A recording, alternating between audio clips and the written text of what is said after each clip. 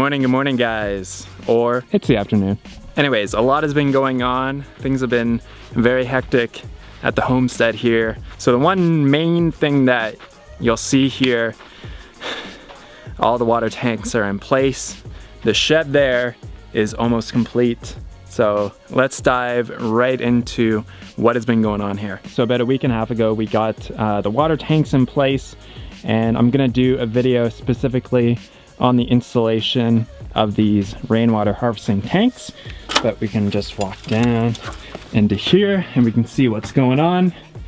So out of the bottom of each of these water tanks, we have a 2-inch bulkhead fitting coming to a 1-inch line to a shutoff, teeing off into an 1.25 inch line, which is going, if we go right around here, it is going directly into the shed. So we got a water delivery, I think it was on December 3rd, so there's about 6,000 gallons of water in the tanks. So this water will tide us over for a while until I get the rain roof installed, which will be another big project, which will be really exciting to show on YouTube because it's a really unique project that not a lot of people do. And one of the main reasons why we have to do it is because on the tiny house, there's so little collection area. When you factor in the awning that's gonna be off the front, there's only about 500 square feet. And typically in this area here in southern Arizona, we're gonna need at least 2,500 to 3,000 square feet of catchment area so that we can actually fill these water tanks, especially during the monsoon season. So getting these tanks plumbed up together and into the shed, really important because we didn't have running water while we were living out here for, I think it was about 7 or 8 days. So it really kind of sucked until we got some running water. So let's go inside the shed and show you what's going on. So like the rainwater harvesting tanks, I will have a complete video on the shed build that will go into much more detail. I basically build it the same as the tiny house in terms of the shape. Obviously a few of the dimensions are a little bit different. Hannah's doing some arts and crafts right now, kind of, but there's been a lot of work going on here. So let's show you inside of the shed. So the 1.25 inch line coming from the tanks pops up through the shed floor here, and that goes into the well pump, which pumps the water up into our 20-gallon pressure tank. So this allows us to have pressurized water on demand without the pump having to turn on. So this basically cycles, so you can see there, it's at 40 PSI. It cycles between about 38 PSI and about 65 PSI. I did install a 12-gallon electric water heater. So I do want to dabble in a do-it-yourself solar water heater. So I did just want to get something started just so that we could actually take a hot shower.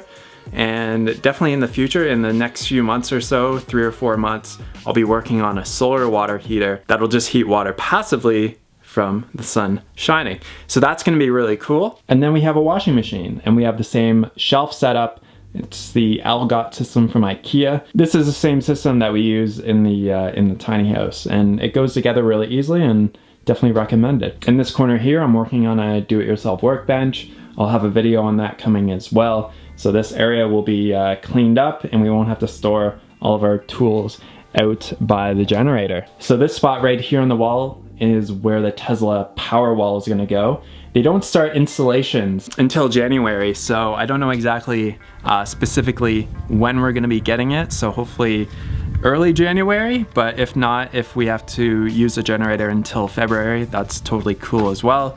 And then we'll have our solar setup, which would be absolutely tremendous.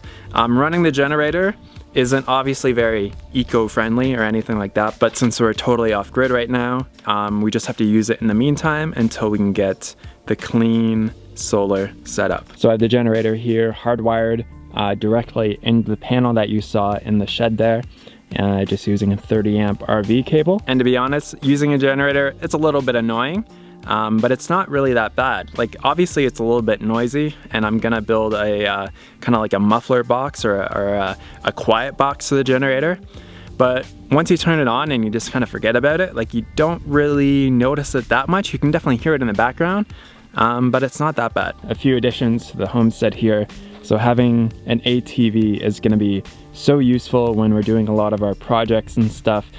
For hauling materials, like all those materials that I'll show you in a second. Hauling those around will be nice.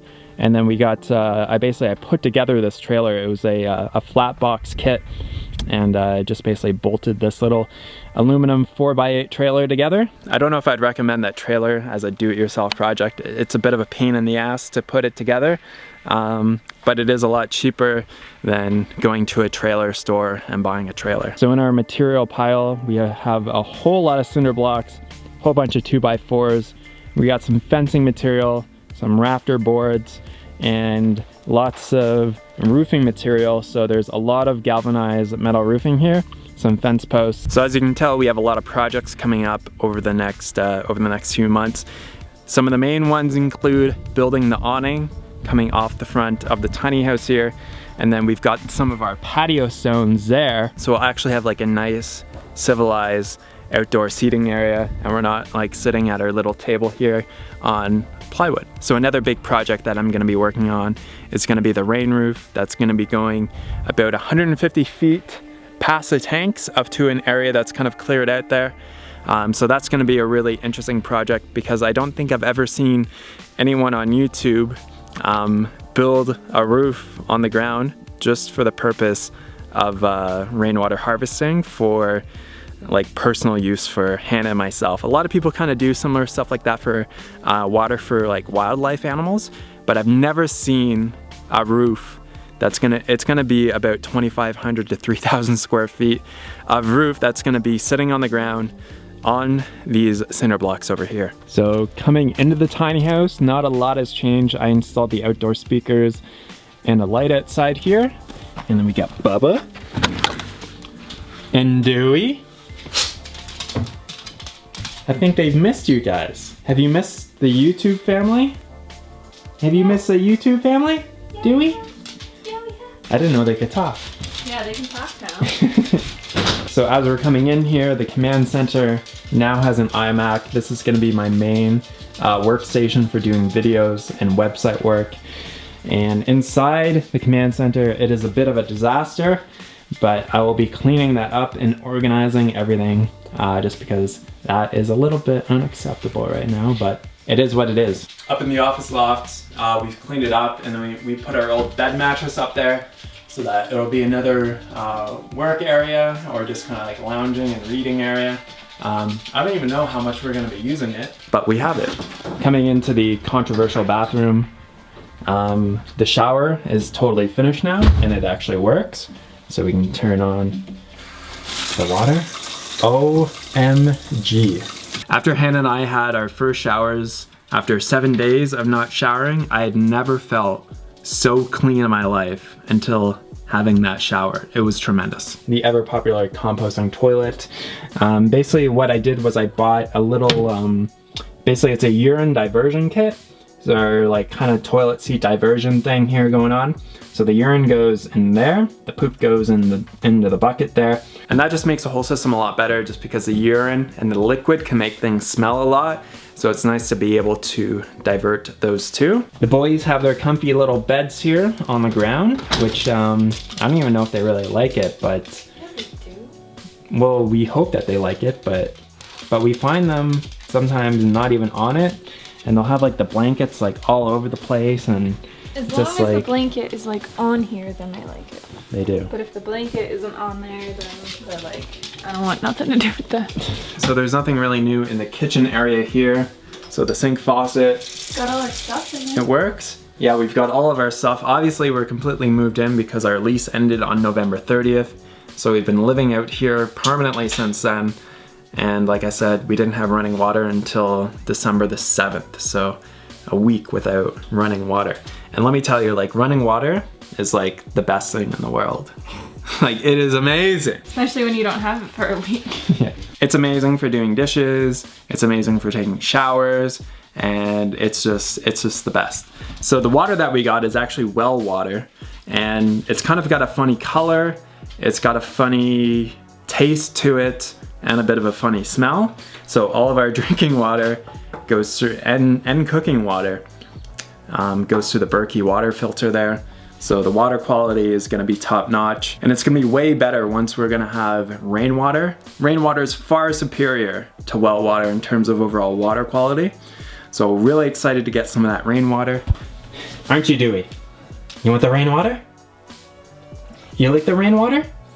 You like the rainwater? So that's an update about what has been going on out here. It's been extremely hectic until December 7th, until we had running water, and now I feel like I can actually breathe and relax and just kind of work on some of these projects a little bit at my own pace, rather than working 10 or 12 hours a day on some of these things in order to get them finished. But I will have a video on the entire shed build, on the rainwater harvesting tank install, and on the install of the pump and the pressure tank. And I'll have a video for you either tomorrow or the following day, which is going to talk about our internet situation out here, because we don't have satellite internet and we don't have cable internet or anything like that. So we'll go into detail about our internet setup as well, because a lot of people have asked about that. And when you have an online business, internet is the of utmost importance for sure. So we'll talk in more detail about that. Thanks so much for watching, guys. Leave your questions and comments below,